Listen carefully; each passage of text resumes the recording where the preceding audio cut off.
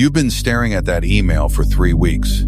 You know, the one that would take exactly 90 seconds to send, but somehow your brain has convinced you it's basically rocket science. Meanwhile, your to-do list is growing longer than a CVS receipt, and you're starting to wonder if your procrastination has its own procrastination. Here's what's really happening. Your brain isn't lazy. It's actually working overtime, creating complex mental gymnastics to avoid simple tasks. And science has finally cracked the code on why this happens and how to fix it.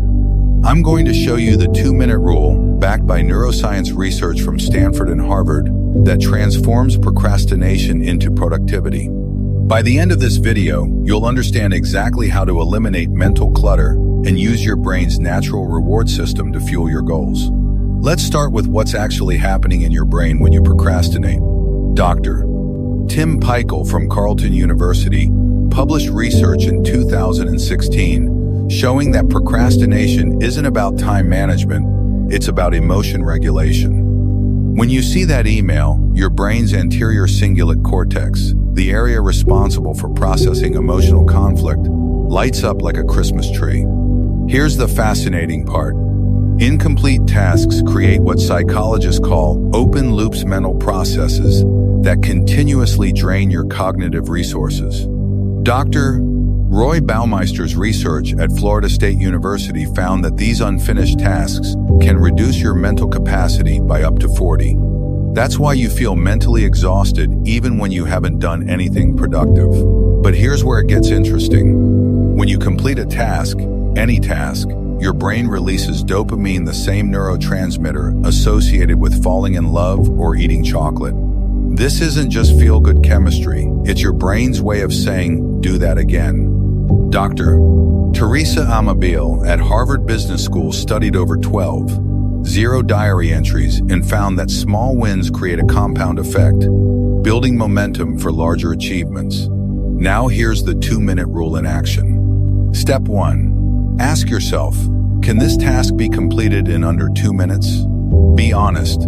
Not could I do this in 2 minutes if I were a productivity superhero, but realistically, right now, as you are.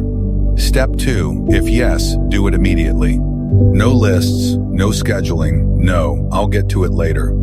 The moment you identify a 2-minute task, you act.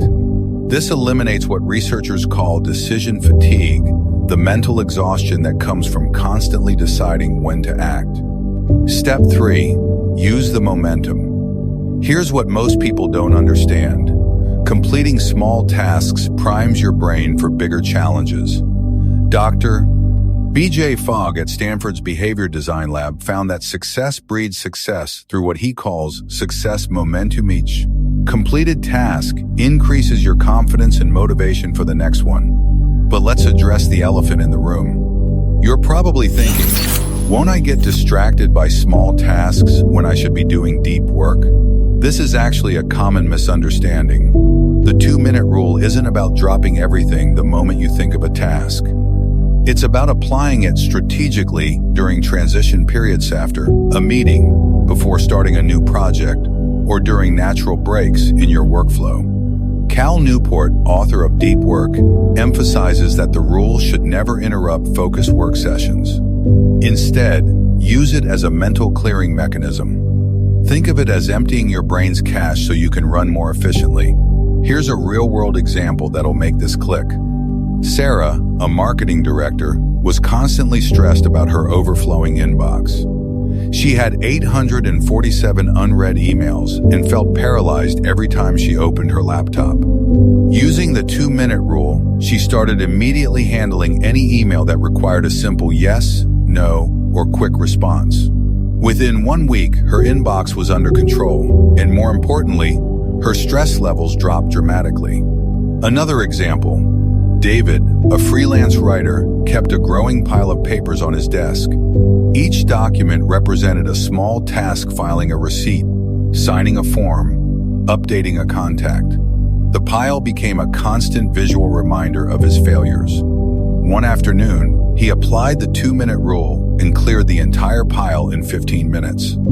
The mental relief was immediate and profound. The key insight here is that small tasks aren't trivial. They're dopamine triggers waiting to be activated. Every time you complete one, you're literally rewiring your brain to associate action with reward. This is why the 2-minute rule works so well for people with ADHD or chronic procrastination. It reduces overwhelm by breaking the cycle of avoidance. Here's your immediate action step. Identify one task you've been avoiding that can be done in under 2 minutes. Maybe it's that text you need to send, the dish in the sink, or the appointment you need to schedule. Do it right now. Notice how it feels. That slight sense of accomplishment, that's dopamine working in your favor. Remember, procrastination isn't a character flaw, it's a strategy problem. Your brain is designed to avoid discomfort and seek immediate rewards. The 2-minute rule works with this natural wiring, not against it. Small tasks become stepping stones, not stumbling blocks. The beauty of this approach is its simplicity. You don't need apps, complex systems, or perfect conditions. You just need to recognize that every small action is a vote for the type of person you want to become. And those votes add up faster than you think. What's one task you're going to tackle in the next 2 minutes? Drop it in the comments below. Let's build momentum together. And if you found this helpful, you'll love the resources I've linked in the description about building brain-friendly habits and sustainable productivity systems. Remember, you're not starting from zero, you're starting from now. And now is always the perfect time to take the smallest possible step forward.